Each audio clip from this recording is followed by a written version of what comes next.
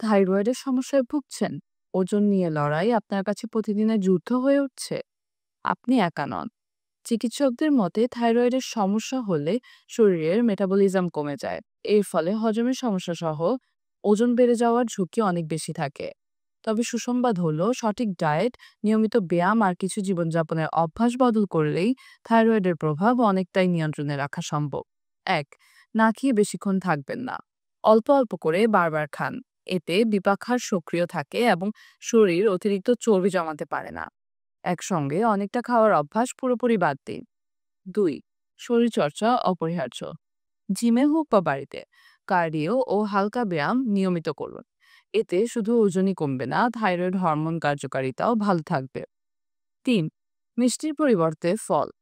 Thyroid থাকলে মিষ্টি খাওয়া সরাসরি বিপজ্জনক না হলেও ওজন বাড়াতে বড় ভূমিকা রাখে।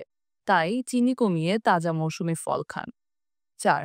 নরম ও রঙিন পানীয় এড়িয়ে চলুন।